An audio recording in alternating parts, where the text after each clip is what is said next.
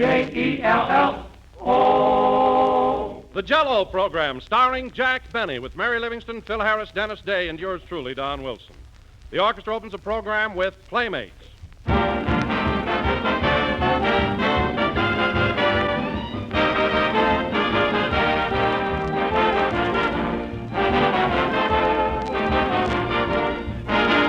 What is the best way, ladies and gentlemen, to serve Jell-O? The answer is often.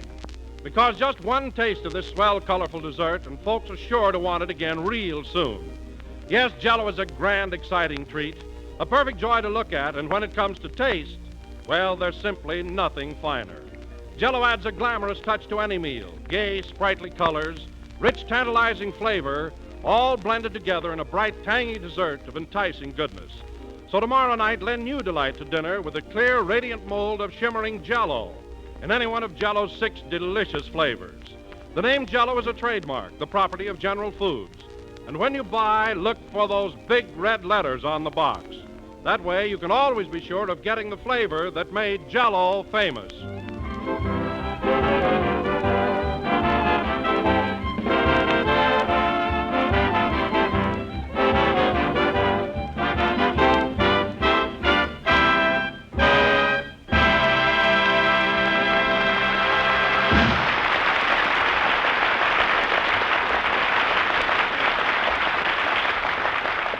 And now, ladies and gentlemen, in the last 2 weeks, a new star has loomed over the dramatic horizon. A young man who is destined to become one of the first names in the American theater. So without further ado, we bring you the man who startled the world last Sunday with his amazing performance in June Moon, Jack Benny.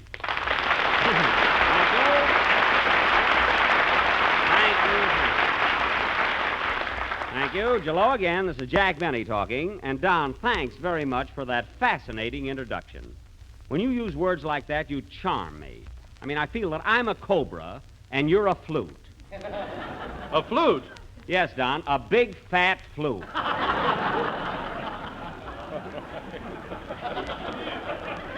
But, Don, you'll do me a great favor if you'll forget about the broadcast I did with Orson Welles last Sunday. Forget about it? Why, Jack, I thought you gave a splendid performance in June Moon. It isn't that, Don, but the trouble I had with Orson before we got into it. I wouldn't go through that again for $1 million. Oh, Jack, I never saw a guy like you. You have trouble with everybody. Now, wait a minute, Mary. I never had a fight with anybody in my life. Not with your fists, no. I'm not talking about that. But you know very well that Orson promised me a serious dramatic play when I went over on his show last week, and instead of that, he gave me June Moon. What does he think I am, a comedian? My goodness. But, Jack, I heard the broadcast, and I thought you did an excellent job. Why, you were really superb. Marvelous.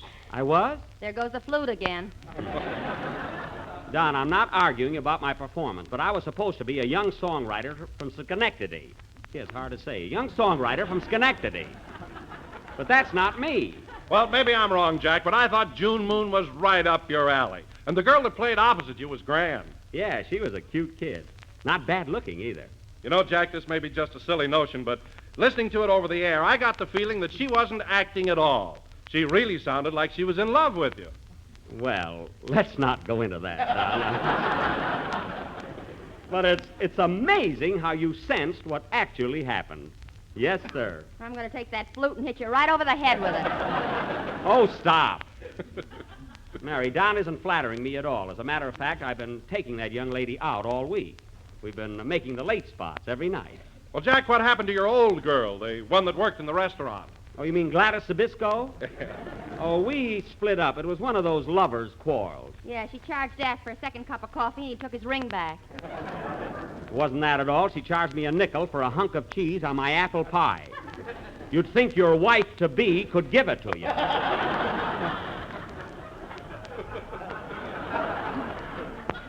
But I'm just as happy. Oh, hello, Dennis. Hello, Mr. Benny. Did you get the telegram I sent you about your swell performance last week? Yes, I did, Dennis. It was very thoughtful of you, but we were discussing that a little while ago, and I don't think that June Moon was heavy enough for me. Gee, it sounded very heavy to me. What I mean, Dennis, that I'm trying to get into the dramatic branch of show business. I want to become a real actor. Well, if you ask me, Jackson, I think you're a little bit off the beam. You're going completely haywire. Hart, can that be the voice of the no-cover charge philosopher?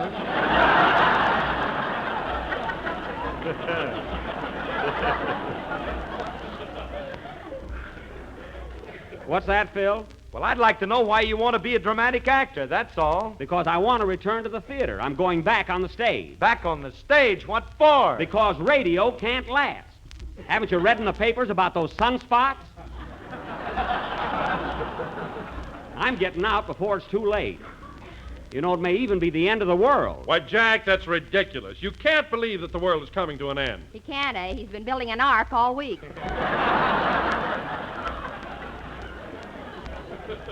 You guys can laugh, but don't say I didn't warn you. What's this all about, Mr. Benny? Well, Dennis, those sunspots started last Sunday. You see, all over the world, radio, telegraph, and telephone communications were suddenly and without warning paralyzed. It was a terrible thing. I'll bet Orson Welles had something to do with that. Well, say, maybe he... Oh, it couldn't have been Orson. I was with him all day. Although, come to think of it, it was just about a year ago that he pulled that other stunt. No, it couldn't have been Orson. No, he wouldn't dare monkey around with the sun.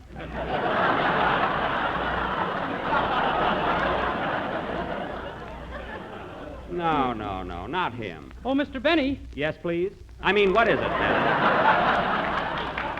What is it? speaking of Mr. Wells, I saw him last Sunday around 12:30, and he had the funniest look in his eyes. He did?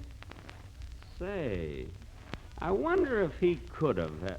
Mary, get me Orson Welles on the phone. I want to have a little talk with him. Okay. You know, fellas, you can never tell about a guy like that. Hello? Will you get Orson Welles, please? Mr. Benny wants to speak to him. I'll get the lowdown on this, all right. You know, I had a hunch that he might Hello? Mr. Wells? Now listen, buddy, come clean. We got the goods on you, and you might as well confess. Mary, give me the phone. You got to be subtle about this. Hello, Orson. This is Jack Benny. Oh, nothing. Just thought I'd call you. By the way, Orson, what do you hear from the sun?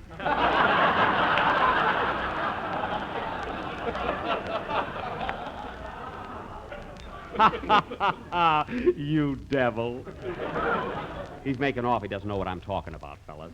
Now, look, Orson, where were you between the hours of 12 and 1 last Sunday? What am I driving at? Look, Orson, cut out that baloney. You started those sunspots last week, and you know it.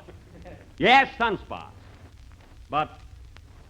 Now, wait a minute, Orson. Oh, I am, eh? Oh, I am, eh? Oh, I am, eh? When he gets to Laos, hang up.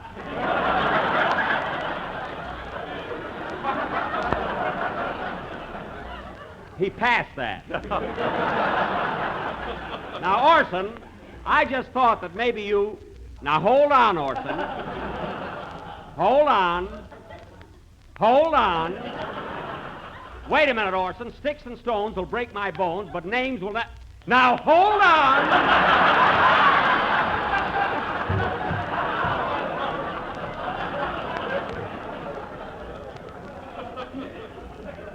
Well, if that's the way you feel about it, it's all right with me. Goodbye.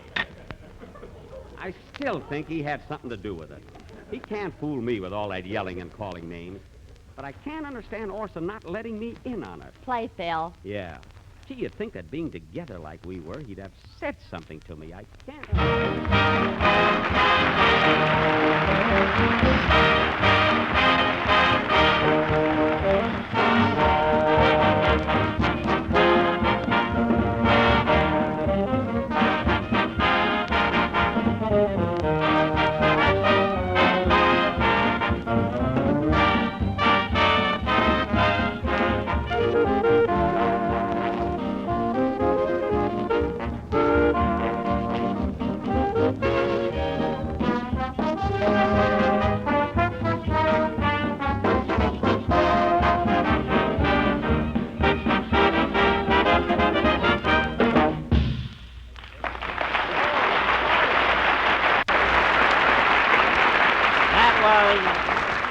Relax, played by Phil Harris and his musical Troubadours. Troubadours meaning musicians that travel from place to place. So what are they waiting for?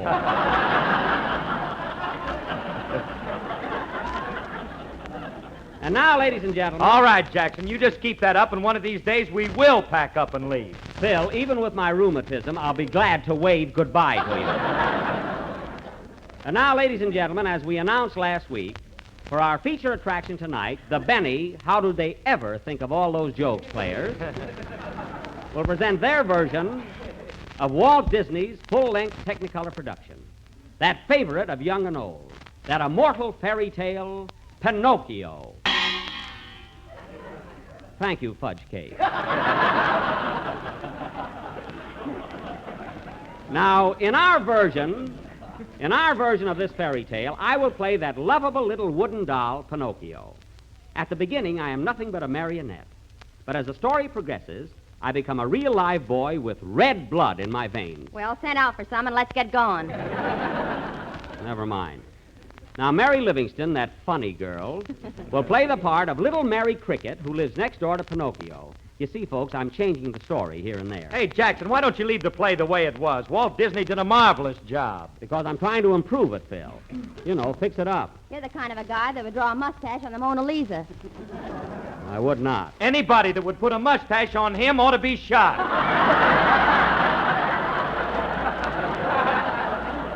That's not a him, it's a lady. Now, Phil, getting back to our play, you're going to be a vaudeville agent. You're the villain who tries to lead me astray. And, Dennis, you're going to be Phil's partner in business and crime. Oh, boy, at last I'm a heel. That's right. And, Don. Yes, Jack? There's a very important part left for you, Monstro the whale. Well, that doesn't seem to be so important. Oh, but it is, Don. You see, the whole third act takes place in your tummy. Well, so much for our casting. And now, folks... Wait a minute, Jack. Who's going to play the part of the old toy maker? You know, the man that builds you. Oh, yes, I nearly forgot. The toy maker, ladies and gentlemen, will be played by Mr. Spencer Tracy. Spencer Tracy? Are you here, Spencer? Right here, my boy. I'm all ready. I thought it wasn't the movie star. What'd you say, Mary? I thought it wasn't the movie star. Well, Mary, of course not. You don't think I could get the real Spencer Tracy to come up here for $8? You could try. Don't think I didn't.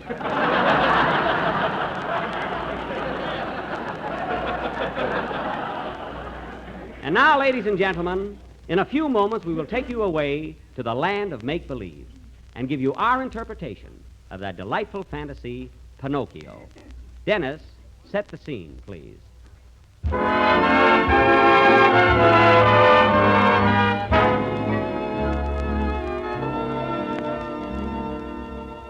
When you wish upon a star, makes no difference who you are. Anything your heart desires will come to you. If your heart is in your dream, no request is too extreme. When you wish upon a star, as dreamers do. Fate is kind, she brings to those who love the sweet fulfillment of their secret longing.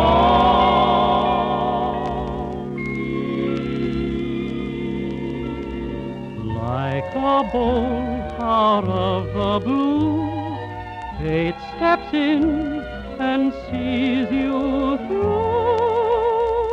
When you wish upon a star, your dreams come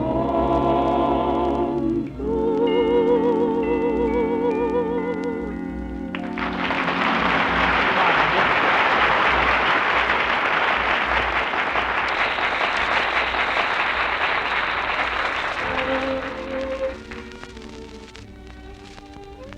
The scene, ladies and gentlemen, is the toy shop of Old Man Benny, located in a tiny little town in a land far, far away.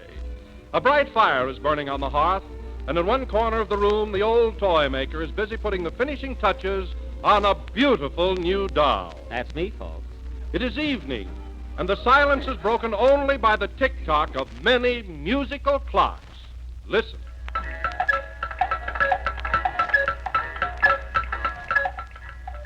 Now let me see. Oh, by golly, this leg still ain't right. Yeah, that's better. Oh, my. His ears are too big. I wonder if I should saw them off. Hello, Mr. Benny. Well, hello, Mary Cricket. What are you doing out so late? I just thought I'd drop in and see you. How are you coming along with the new doll? Oh, just fine. He's almost finished. What do you think of him? He's got a lot of wrinkles for a doll. A little crack in the wood, and she calls it a wrinkle. I think I look swell. Now, let's see. I got his cheeks painted and his eyebrows fixed. One more thing and I'm through. What are you doing now, Mr. Benny? I'm gluing his hair on.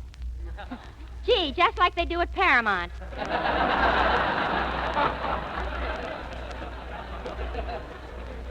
That's so. Yeah, he's all finished, Mary. My little wooden head. What should I name him? How about Fifi? That's a girl's name. I know what I'll call him, Mary. Pinocchio. Pinocchio? My own little Pinocchio. Oh, boy. Pinocchio Benny.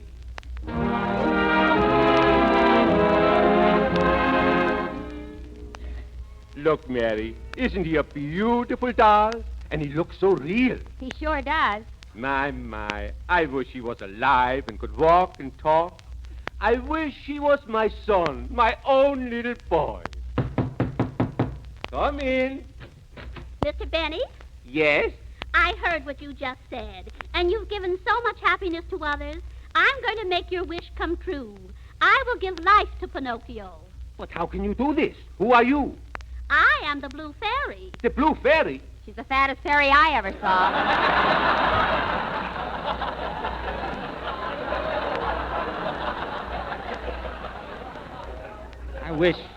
I wish Mary'd keep still. She'll gum up the words. Pinocchio, I am going to touch you with my magic wand. Little puppet made of pine, awake, the gift of life is thine. Ouch. Jello again. This is Pinocchio speaking. Mary, did you hear that? My little Pinocchio talks. He's alive. I'll say I am. And Miss Fairy, I sure want to thank you for doing this. That's all right, kid.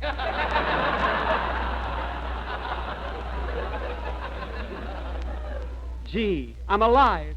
I'm a human being. Well, I gotta run along now. I must fly back to the stars. Fly. She better have the wind with her.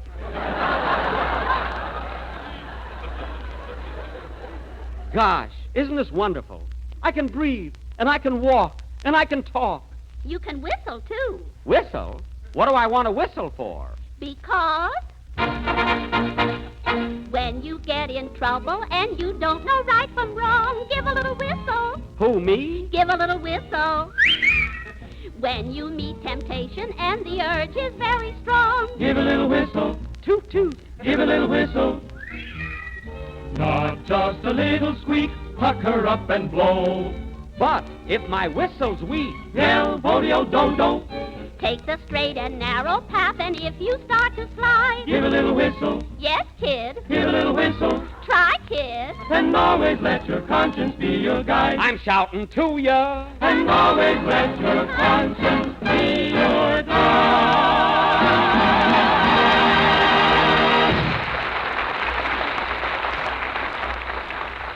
Scene 2 the following morning. Pinocchio Benny is on his way to school, accompanied by little Mary Cricket. Gee, Mary Cricket. I'm so thrilled going to school and meeting all the little boys and girls. Tell me, what other children go to school besides us? Well, there's Betty Davis, Robert Donat, Barbara Stanwyck, Clark Gable, Greta Garbo, and Paul Muni. Oh, boy. Am I going to be in their class? Never.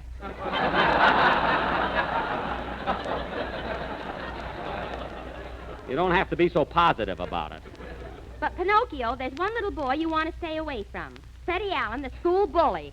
Freddie Allen? Yes, he was so bad that one day the Blue Fairy changed him into a jackass. A jackass? Gee, could you notice any difference?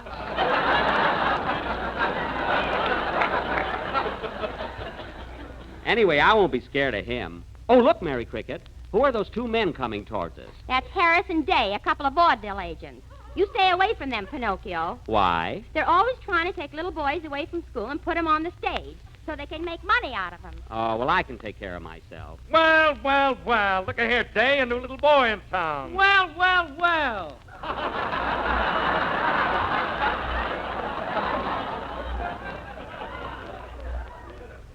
Where you going, Fifi?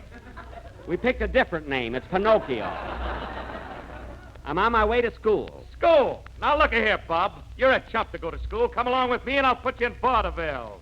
Vaudeville? What's that? He asked what it is, and he helped kill it. I did not. What's vaudeville, mister? The theater, the stage. Be a comedian and make easy money. No fool. Why, sure. Let's give him a sample of it, partner. Okay. Now, get this gag, Bob. You know, Day, my girl walked 35 miles last night. For goodness sake. I'll say it was. Ha, ha, ha! Wow, another Lulu. Gee, mister, if I went on the stage, could I tell funny jokes like that? Just about. Oh, boy. I don't want to go to school. I want to go into vaudeville. But Pinocchio, remember what the Blue Fairy told you. Take the straight and narrow path. I don't care, Mary Cricket. I want to go on the stage. I want to be an actor. Hi, diddly-dee, an actor's life for me. I'll promenade with a big cigar and drive around in my Maxwell car. Hi, diddly-do, an actor's life for you. You'll tell those jokes and you'll surely flop. You'll lay those eggs and you'll sweep them up. You'll have the audience yelling, stop! An actor's life for you. Hi, diddly-dim, an actor's life for him. He'll get the job and he'll be a hit, but don't quote me, I'm an idiot. Hi, diddly-do. Good old Pinocchio. He'll tell those gags and he'll make 'em roll. And if he flops, then upon my soul, I'll get him a job at the Wilshire Bowl. An actor's life for me. Hi, diddly-do, why don't you buy Jello? It is so tempting and so delish, and how it quivers upon the dish. Hi, diddly-do, Jello, Jello, Jello. It's economic and so easy to make. The sliced bananas it takes to cake. Believe us, folks, that it's not a fake. Jello, Jello, Jello, Jello, Jello, Jello, Jello, Jello, Jello, Jello, Jello, Jello, Jello. Scene 3. So Pinocchio Benny went into vaudeville under the management of Harrison Day. And after flopping in Philadelphia, laying an egg in Evansville, and being tomatoed in Toledo, I was not. Pinocchio decided there was no place like home. As we pick him up now, he is back in the toy shop where he discovers that his father is missing and the place is completely deserted. Hoo, hoo, hoo, hoo. Where can my father be? There's dust and cobwebs everywhere, way up on the ceiling and under the chair. Boo, hoo, hoo, hoo. I wish the Blue Fairy was here. Hello, kid. Why, it's the Blue Fairy. What are you crying for, Pinocchio? Because I ran away and went into vaudeville. I know I caught you in Kenosha. And when I came back just now, I found that my father has disappeared. I wish I knew where he was. Pinocchio, I have sad news. Your father went looking all over the world for you, and his boat was swallowed by Donstro the whale. Donstro the whale? Good heavens. Is my father still alive? Yes. So go, Pinocchio. Find him, and I will watch over you. Gee, thanks. Goodbye, Blue Fairy. So long, kid. Here I go.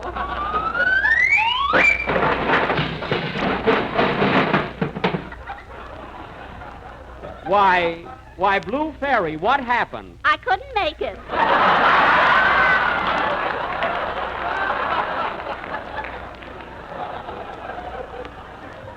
Oh, that's too bad.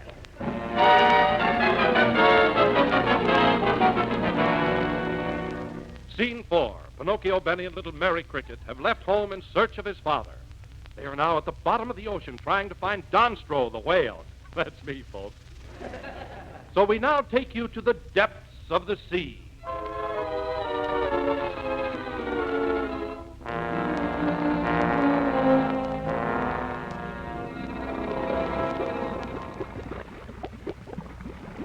Gosh, it's wet down here. Imagine 3 days underwater. Yeah, I wish I had some soap. I'd take a bath. Look, Mary Cricket. Look at that school of fish there. Gee, and they're all the colors of the rainbow. Yeah. Now follow me, Mary. We must find Donstro the whale. Gee, I hope we meet him soon. Sweet Adeline. Whoopee! What's that, Pinocchio? A pickled herring. And oh boy, is he marinated. Let's go this way, Mary. Oh, Mary, look! Look! Look at that big black shark coming towards us. That's not a shark, that's a whale. You're right! It's Dunstro! He's got his mouth open. He's going to swallow us. I'm scared. Here he comes. Hold my hand, Mary. We're going in. Gee, Mary, we're inside the whale.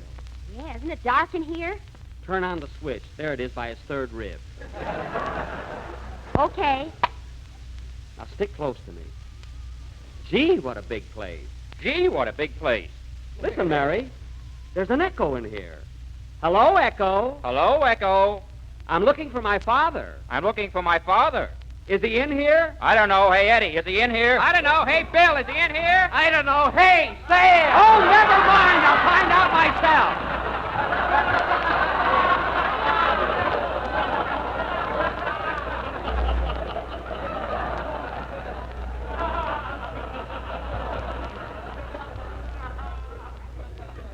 Come. Come on, Mary. Follow me. Oh, Pinocchio, look at that sign there. Where? Right there. It says, don't be a slave, use Burma shave. My goodness, they've even got those signs in here. Gee, I wish I could find my father. Wait a minute, Pinocchio, look. There's a man coming towards us. Oh, yeah. And it looks like Pinocchio, my boy, Pinocchio. Father! Mary, it's my father! Oh, Pinocchio, at last I found you, my own little boy. Yes, Father. And I will never run away again. I forgive you, my boy. Come, we will go home. But, Father, we're inside of a whale. How can we get out? I'll help you, kid. Why, it's the Blue Fairy. But I'm afraid, Miss Fairy. How will we ever escape? If she can get in, we can get out. Oh, that's right. Gee, Father, isn't the Blue Fairy wonderful to us? Yes, my son. All you have to do is wish upon a star. But remember, you must always be a good little boy and never run away from home again. Oh, I won't, Father. I won't.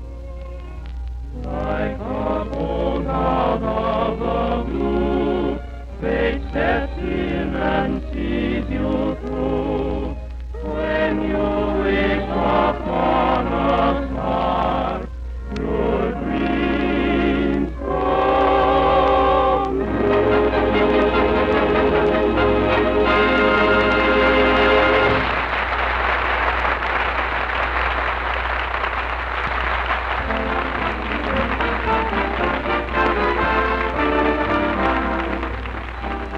Now, here's a new Jell-O recipe that really deserves to be framed and hung in the kitchen. It's cherry banana foam.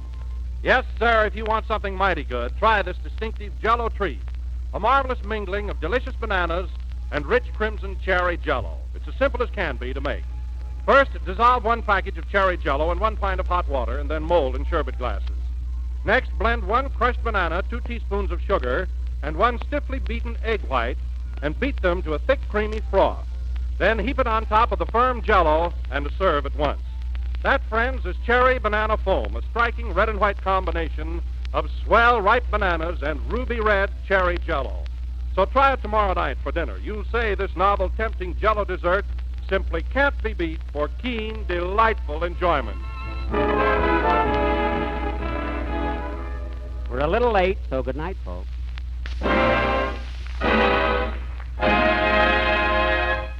K-E-L-L-O.